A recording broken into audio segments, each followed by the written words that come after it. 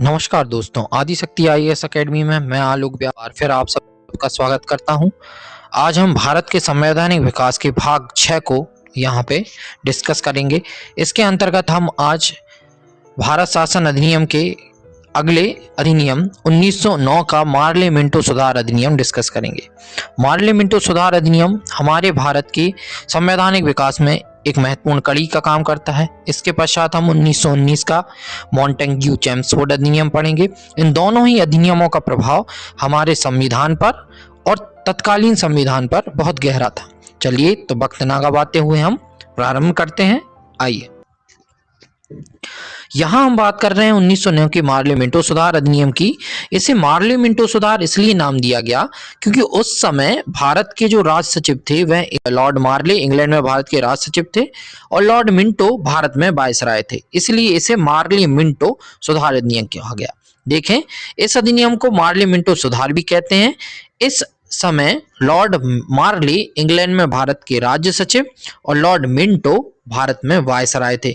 तो इस योजना को पूरा लॉर्ड मिंटो ने क्रियान्वित किया भारत में, जो वायसराय थे, और इंग्लैंड में भारत के राज्य सचिव जो मार्ले थे उन्होंने और उनकी परिषद ने इस अधिनियम को बनाया था। इसलिए इसे मार्ले मिंटो अधिनियम कहा गया क्योंकि मार्ले ने इसे बनाया, भारत सचिव ने, और मिंटो ने इसका क्रियान्वयन किया। अगला देखें, इस अधिनियम के द्वारा भारत में पहली बार जाति, धर्म, भाषा के आधार पर अलग निर्वाचन क्षेत्र निश्चित किए गए। मतलब हम कह सकते हैं कि पहली बार सांप्रदायिक निर्वाचन जो है उसका जन्मदाता भारत में यही मार्ले मिंटो सुधार था।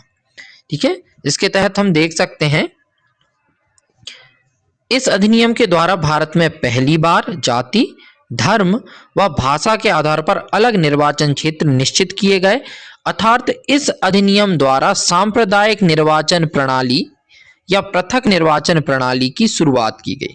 तो यहाँ पे ये देखने वाली बात है कि सांप्रदायिक निर्वाचन प्रणाली और सांप्रदायिक निर्वाचन प्रणाली, इसके अतिरिक्त आपका पृथक निर्वाचन प्रणाली यहाँ प्रारंभ की गई। तो ये पृथक निर्वाचन प्रणाली को हम कह सकते हैं जन्म देने वाला अधिनियम था।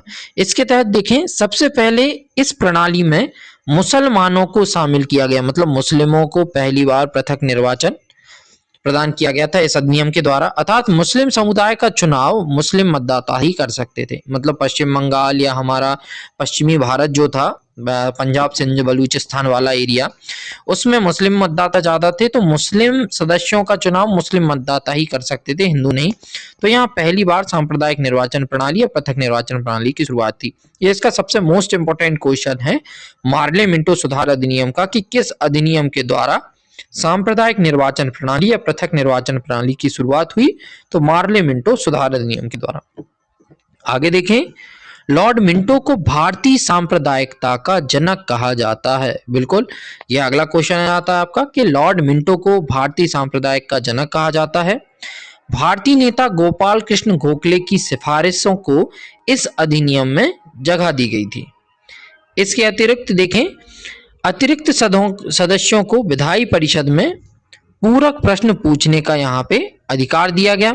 इसके अतिरिक्त पहली बार भारतीयों को वायसराय की कार्यकारी परिषद के साथ एसोसिएशन बनाने का प्रबंध भी किया गया। इसके तहत आप देखें तो भारत के प्रथम व्यक्ति जो वायसराय की कार्यकारी परिषद में शामिल हुए वह थे हमारे सत्येंद्रनाथ सिन्हा। तो सत्येंद्रनाथ सिन्हा वायसराय की कार्यकारी परिषद का प्रथम भारतीय सदस्य बने। इसके अलावा याद रखिएगा, लॉर्ड मिंटो को भारतीय सांप्रदायिकता का जनक कहा जाता है क्योंकि वह तब वायसराय थे। और ऐसा अधिनियम जिसने भारत में पहली बार सांप्रदायिक निर्वाचन प्रणाली या पृथक निर्वाचन प्रणाली की शुरुआत की, तो वो लॉर्ड मार्ले मिंटो सुधार अधिनियम। और इसके तहत भारत की वायसराय की कार्यकारी परिषद में शामिल होने वाले जो प्रथम व्यक्ति थे वे थे सत्येंद्रनाथ सिन्हा। तो सत्येंद्रनाथ सिन्हा वायसराय की कार्यकारी परिषद के प्रथम भारतीय सदस्य बने। आगे देखें, इसके तहत नेक्स्ट आपका अधिनियम आ जाता है 1919 का मोस्ट इंपोर्टेंट मार्ले मिंटो के बाद मॉन्टेग्यू चेम्सफोर्ड सुधार अधिनियम। तो इसे हम कहते हैं 1919 का भारत शासन अधिनियम भी कहा जा सकता है, या इसे भी हम बोल सकते हैं जिस प्रकार हमने मार्ले मिंटो अधिनियम बोला वैसे ये मॉन्टेग्यू चेम्सफोर्ड अधिनियम है। इसके तहत आप देखेंगे तो मॉन्टेग्यू जो थे वह इंग्लैंड में भारत राज्य सचिव थे। वह चेम्सफोर्ड उस समय भारत के वायसराय थे। तो इस अधिनियम के द्वारा भी कई सारे कार्य किए गए जो मील का पत्थर साबित हुए और जो जिनसे हमारा भारतीय संविधान आज भी प्रभावित है। वर्तमान में मुख्य रूप से सिविल सर्विस तो हमारी प्रभावित ही है। आज हम संघ लोक सेवा आयोग का जो रूप देख रहे हैं वो मॉन्टेग्यू चेम्सफोर्ड सुधार अधिनियम क्या ही देन है। तो यहाँ फर्स्ट देखें आप पॉइंट, इस अधिनियम को मॉन्टेग्यू चेम्सफोर्ड सुधार भी कहते हैं। इस अधिनियम के द्वारा सांप्रदायिक निर्वाचन प्रणाली का विस्तार कर दिया गया। मतलब मार्ले मिंटो सुधार अधिनियम के तहत बस मुसलमानों के लिए या मुस्लिमों के लिए ही पृथक निर्वाचन पद्धति दी गई थी प्रणाली, किंतु उसका यहाँ पे विस्तार कर दिया गया और सिखों, भारतीय ईसाइयों, आंग्ल भारतीयों और यूरोपियों को भी इसमें शामिल किया गया। मतलब हर व्यक्ति, हर संप्रदाय का व्यक्ति केवल अपने संप्रदाय के नेता को ही चुन सकता है। तो इस अधिनियम के द्वारा सांप्रदायिक निर्वाचन प्रणाली का विस्तार करके सिखों, भारतीय ईसाइयों, आंग्ल भारतीयों और यूरोपियों को इसमें शामिल किया गया। इसके अतिरिक्त देखें, इस अधिनियम के तहत महिलाओं को भी सीमित मताधिकार दिया गया। मतलब 1919 ईस्वी के भारत शासन नियम मॉन्टेग्यू चेम्सफोर्ड अधिनियम के द्वारा महिलाओं को भी मतदान का अधिकार दिया गया, अर्थात महिलाओं को भी मताधिकार दिया गया, सीमित मताधिकार दिया गया। दूसरा देखें, केंद्र में द्विसदनात्मक व्यवस्था प्रारंभ की गई, जो हम वर्तमान में भी देख रहे हैं, लोकसभा राज्यसभा। तो आज हमारी जो लोकसभा राज्यसभा देख रहे हैं आप, ये उस समय के मॉन्टेग्यू चेम्सफोर्ड सुधार का ही एक रूप है। तो केंद्र में द्वैध सदनात्मक व्यवस्था की गई तथा प्रत्यक्ष निर्वाचन की व्यवस्था प्रारंभ हुई। मतलब जैसे हम सदस्य चुनते हैं लोकसभा के, वैसे ही उस समय भी केंद्रीय विधानसभा के सदस्य चुने जाते थे। तो हम आज जो वोट देके हमारे संसद सदस्य चुनते हैं, उसकी शुरुआत हम कहें तो मोटे तौर पर प्रत्यक्ष निर्वाचन की व्यवस्था इसी मॉन्टेग्यू चेम्सफोर्ड प्रणाली के साथ हुई। नेक्स्ट देखिए, यहाँ पे केंद्र में द्विसदनात्मक व्यवस्था तथा प्रत्यक्ष निर्वाचन की व्यवस्था प्रारंभ की गई। राज्य परिषद, जिसे हम वर्तमान में राज्यसभा कहते हैं, तथा केंद्रीय विधानसभा, जिसे हम वर्तमान में लोकसभा कहते हैं, इन दोनों की ही स्थापना की गई केंद्र में, जिसे हम द्विसदन बोल रहे हैं। इसके अतिरिक्त यहाँ पे प्रांतों में द्वैध शासन प्रणाली की शुरुआत, मोस्ट इंपोर्टेंट एमपीपीएससी की दृष्टि से, प्रांतों में द्वैध शासन प्रणाली की शुरुआत भी मॉन्टेग्यू चेम्सफोर्ड अधिनियम से की गई। इसके तहत द्वैध शासन का मतलब ये है, द्वैध शासन का, कि जो प्रशासनिक विषय थे उन्हें दो भागों में बांट दिया गया। एक तो प्रांतीय विषयों को आरक्षित विषय में और दूसरा हस्तांतरित विषयों में बांटा गया। देखिएगा वायसराय ही, किंतु इन्हें दो भागों में बांटा गया। तो इस प्रकार हम बोल रहे हैं कि प्रांतों में द्वैध शासन प्रणाली की शुरुआत की गई। पहला देखें, प्रांतीय विषयों को आरक्षित तथा हस्तांतरित दो भागों में बांटा गया। इसके अतिरिक्त देखें, तब भी जो देखिए प्रांतीय विषयों के जो आरक्षित विषय थे, आरक्षित विषय में विदेशी मामलों के विषय थे, सुरक्षा के विषय थे, वित्त के विषय थे, बजट के विषय थे, योजनाओं के विषय थे, जितने भी खास विषय थे वो पूरे ही वायसराय और उसकी खास कार्यकारी परिषद के हाथ में थे। जबकि हस्तांतरित विषय जो थे, वायसराय की जो कार्यकारी परिषद थी, विधान परिषद, उनके हाथ में थे। दोनों में ही वायसराय प्रमुख तो था, किंतु वायसराय की जो प्रशासनिक कार्यकारी परिषद थी, जिसमें वायसराय के खुद के चुने हुए लोग होते थे, वो आरक्षित विषयों पर डिसीजन लेते थे या फैसला करते थे। जबकि वायसराय की जो कार्यकारिणी है, जिसमें भारतीय भी सम्मिलित थे, विधायी कार्यकारिणी जिसमें भारतीय सम्मिलित थे, वे हस्तांतरित विषयों पर कानून बना सकते थे। जैसे कि स्वशासन नीतियां हुई, किसी शहर में कुछ व्यवस्था करनी हुई, शिक्षा नीति हुई, इस प्रकार। आगे देखें, एक खास परिवर्तन हम यहाँ देख सकते हैं कि संघ लोक सेवा आयोग, जिसे हम यूपीएससी कहते हैं, कि गठन का प्रावधान इस अधिनियम के द्वारा किया गया। मतलब संघ लोक सेवा आयोग के गठन का प्रावधान मॉन्टेग्यू चेम्सफोर्ड सुधार अधिनियम के तहत किया गया। आगे देखें, यूपीएससी का गठन ली आयोग की सिफारिश पर 1926 में किया गया था, लेकिन नींव डाली गई 1919 के भारत शासन अधिनियम। तो संघ लोक सेवा आयोग के गठन का प्रावधान जो है कब किया गया? मॉन्टेग्यू चेम्सफोर्ड सुधार में। और संघ लोक सेवा आयोग का गठन ली आयोग की सिफारिश पर 1926 में किया गया, याद रखिएगा। और भारत में यूपीएससी का जो प्रथम अध्यक्ष बना वो हुआ रॉस वारकर। रॉस वारकर, इसे याद रखें, रॉस वारकर। तो भारत में यूपीएससी के जो प्रथम अध्यक्ष हुए रॉस वारकर। ये हाईलाइट है, याद रखिएगा। तो स्थापना हुई 1926 में। ली आयोग की सिफारिश पर यूपीएससी के प्रथम अध्यक्ष रहे रॉस वारकर। ये एमपीपीएससी में भी आपके संवैधानिक आयोग और संवैधानिक निकाय दी गए उसकी दृष्टि से भी प्रमुख है, और यूपीएससी की दृष्टि से भी एक महत्वपूर्ण क्वेश्चन बनता है। तो यूपीएससी का गठन याद रखें, ली आयोग सिफारिश 1926 में इसका गठन किया गया, ली आयोग ने सिफारिश की, और बना कब से 1919 के भारत शासन अधिनियम मॉन्टेग्यू चेम्सफोर्ड सुधार ने प्रावधान किया। प्रथम अध्यक्ष रोज वारकर। आगे देखें, केंद्रीय बजट को राज्यों के बजट से अलग किया गया कि भाई राज्य सरकार अपना बजट अलग निकाल सकती है और केंद्र सरकार अपना बजट अलग निकालेगी। तो केंद्रीय बजट को राज्यों के बजट से अलग कर दिया गया। दूसरा, द्वैध शासन का जनक आप देखें, जो हम बोल रहे हैं कि प्रांतों में द्वैध शासन प्रणाली के जो भी पूरे प्रशासनिक विषय हैं और विधायिकी विषय जो अभी तक सम्मिलित थे, उन्हें गवर्नर की प्रशासनिक कार्यकारिणी मतलब आरक्षित विषयों में वर्गीकृत कर दिया गया। दूसरा, हस्तांतरित विषयों में जो बांटा गया है उसका जनक कौन है? तो देखिए, भारत में द्वैध शासन का जो जनक है उसे हम बोलते हैं लियो कार्टेस, याद रखिएगा। तो द्वैध शासन का जनक भारत में लियो कार्टेस को माना जाता है।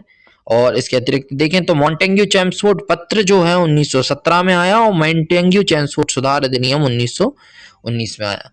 तो द्वैध शासन का जनक लियो कार्टेस याद रखिए। और द्वैध शासन का मतलब प्रांतों में द्वैध शासन के जो भी प्रशासनिक और विधायी विषय हैं उनको आरक्षित विषय और हस्तांतरित विषय दो भागों में बांटा गया, जबकि आरक्षित विषय गवर्नर जनरल और उसकी विशेष कार्यकारिणी परिषद पे ही थे, और हस्तांतरित विषय गवर्नर जनरल की विधायी कार्यकारिणी पे थे, जिसमें भारतीय भी शामिल थे। इसके अतिरिक्त आगे देखें इसे, तो यहाँ फेडरल लोक सेवा आयोग, जिसे हम संघ लोक सेवा आयोग कह रहे हैं, जो ली आयोग की सिफारिश पर 1926 में बना और रॉस वारकर जिसके प्रथम अध्यक्ष थे, उसका पहले नाम रखा गया था फेडरल लोक सेवा आयोग। याद रखिएगा कि संघ लोक सेवा आयोग का पहले नाम क्या था? तो फेडरल लोक सेवा आयोग। आगे देखें, महिलाओं को सीमित क्षेत्रों में मतदान डालने का अधिकार भी दिया गया था। बिल्कुल, मॉन्टेग्यू चेम्सफोर्ड सुधार के अंतर्गत महिलाओं को भी सीमित क्षेत्रों में मतदान डालने का अधिकार दिया गया। दूसरा, सांप्रदायिक निर्वाचन का विस्तार किया गया, जैसा मैंने आपको आगे बताया, सिखों और भारतीय मुस्लिम सिखों, इसके बाद भारतीय ईसाइयों, आंग्ल भारतीयों के लिए सांप्रदायिक निर्वाचन का विस्तार कर दिया गया। आगे देखें, भारत शासन अधिनियम 1919 मॉन्टेग्यू चेम्सफोर्ड सुधार अधिनियम 1 अप्रैल 1921 से प्रारंभ हुआ और 1 अप्रैल 1937 तक रहा। तो ये एक बहुत खास बात है कि मॉन्टेग्यू चेम्सफोर्ड सुधार अधिनियम जो है घोषणा पत्र 1917 को आया, अधिनियम 1919 को बना, और यह अधिनियम प्रारंभ कब से हुआ? तो 1 अप्रैल 1921 से प्रारंभ हुआ और 1 अप्रैल 1937 तक रहा, जब तक भारत शासन अधिनियम 1935 प्रभाव में नहीं आ गया।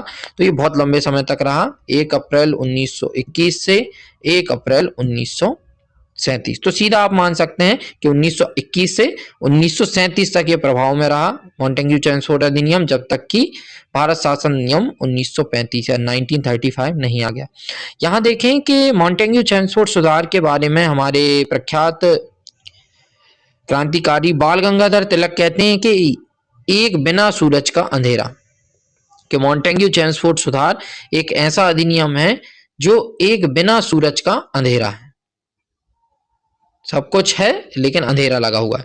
तो यहाँ पे एक ये खास आपका देखें, यहाँ पे एक कोटेशन निकलता है बाल गंगाधर तिलक का, कि बाल गंगाधर तिलक ने भारत शासन नियम 1919 को मॉन्टेग्यू चेम्सफोर्ड सुधार को इसे एक बिना सूरज का अंधेरा कहा है। इसके अतिरिक्त आप यहाँ पे देखें कि इसकी समीक्षा के लिए मॉन्टेग्यू चेम्सफोर्ड सुधार अधिनियम 1919 की समीक्षा के लिए 10 साल बाद एक रॉयल कमीशन के गठन का प्रावधान किया गया था। 10 साल बाद, मतलब ये 1919 में आया है, तो अब आएगा 1929 में एक रॉयल कमीशन का गठन किया गया था, जो यह तय करेगा कि जो मॉन्टेग्यू चेम्सफोर्ड सुधार नियम भारत में चला 10 साल वो सही चला कि नहीं। किंतु ऐसा नहीं हुआ, मात्र 7 से 8 साल बाद ही साइमन कमीशन भारत में आ गया, जिसे आना था 1929 में। तो ये खास क्वेश्चन बनता है कि इसकी समीक्षा के लिए जो साइमन कमीशन था, 10 साल बाद एक रॉयल कमीशन के गठन का प्रावधान किया गया था, जिसे हम साइमन कमीशन के रूप में देखते हैं, लेकिन वो 2 साल पहले ही आ गया, 1927 में ही। चलिए ठीक है, तो आज हमने मार्ले मिंटो सुधार अधिनियम 1909 और मॉन्टेग्यू चेम्सफोर्ड सुधार अधिनियम 1919, जिसे भारत शासन नियम 1909 और भारत शासन नियम 1919 कहते हैं, ये डिस्कस किया।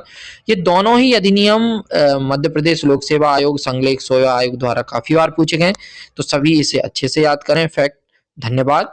नेक्स्ट जो भाग रहेगा उसमें भाग 7 में हम लास्ट जो संवैधानिक विकास यात्रा का लास्ट चरण भारत शासन नियम 1935 और भारत शासन अधिनियम 1947 डिस्कस करेंगे, और इसी के बाद हम फिर अन्य हमारे जो राज्य व्यवस्था या पॉलिटी है उसके दूसरे चैप्टर्स स्टार्ट करेंगे। धन्यवाद।